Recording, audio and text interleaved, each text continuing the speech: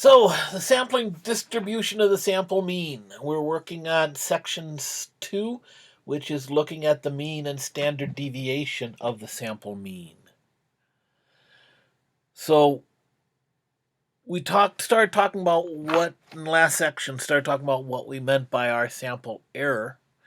And in that section, we basically could put together our sample distributions because we worked with a really small sample, really small population, where we could actually create the the sample distribution.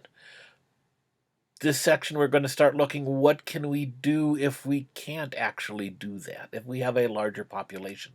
It's just not feasible to do that. And this is normally the case. Generally, we don't know the sample distribution. Here's where that work we were doing with the normal distribution comes to play. Very often we can approximate the sample standard distribution by a normal distribution. To do this, we need the mean and the standard deviation of the sample mean. So how do you do that? Right? Okay. If I could look at all of the means and I could find the mean and the standard deviation the way we did with our descriptive statistics, then I have my distribution and I don't need all of this, right? So here's some terminology we're going to use. Mu sub x bar is going to be mu for mean, and x bar is the sample mean. So that's going to be the mean of the sample means. And similarly, sigma sub x bar is going to be the standard deviation of the sample means. So we're using mu and sigma. So again, these are population. We're talking about mu sub x bar is the mean of all of these sample means. Sigma sub x bar is the standard deviation of all of the sample standard deviations. So we're going to start again small to kind of start looking at a pattern might help us.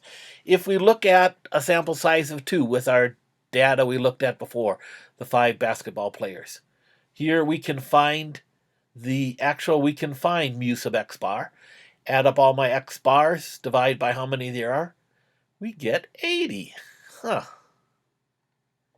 We do this with a sample size of 4. Again, we did this already. We have this distribution set up, so we find what is the mean of all of the sample means, and again we get 80, which is in both cases the sample or the mean of the sample means is the population mean.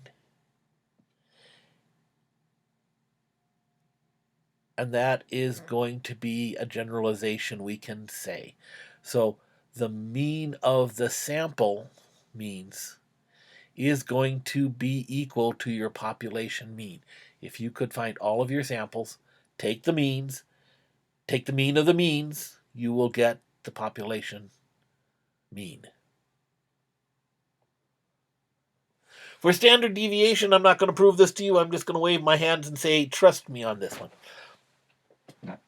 The standard deviation of the sample means, we can't say it's the same as the standard deviation, because if you remember from the last section, as we made our samples bigger, they clustered closer and closer together. So the standard deviation of those sample means was changing as the sample size changed.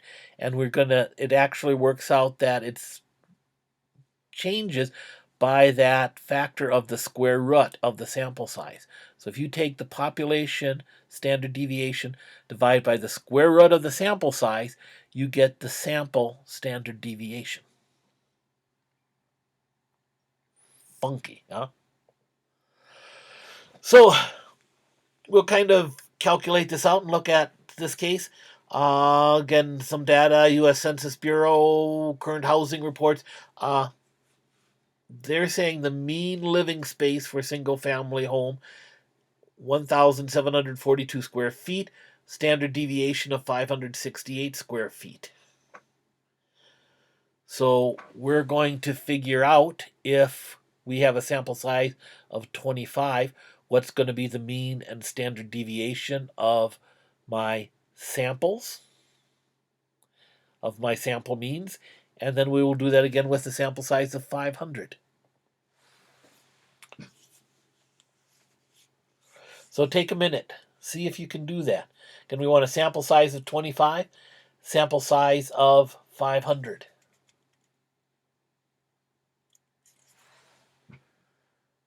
Sample size of 25, mu equals mu.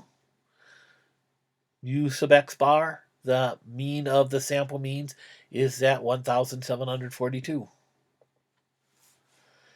Standard deviation of the sample mean is going to be your standard deviation, 568, divided by the square root of 25, gives you 113.6.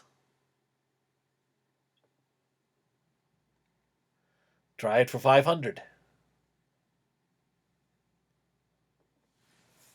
Mu equals mu, right? 1742. I like that one. I'll do that one, yeah. Okay, sigma sub x bar. 568 over the square root of 500 gives you 25.4. So again, as we noticed in the previous section, as the sample size increases, the standard deviation decreases. So,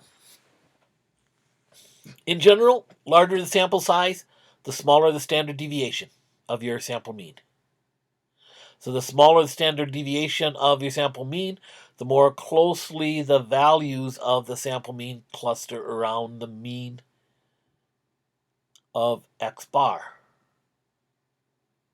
And the mean of x bar is the population mean. So again, the larger our sample size, the closer they cluster together to that mean, which is the population mean. So that's our goal, because we're trying to figure that out.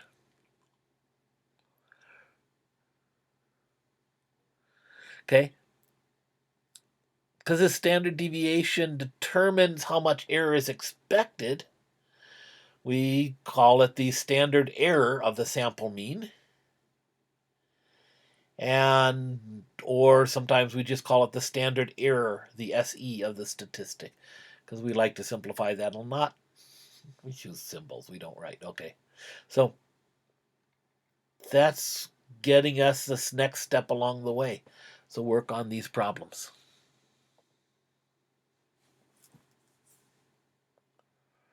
Oh, stop here.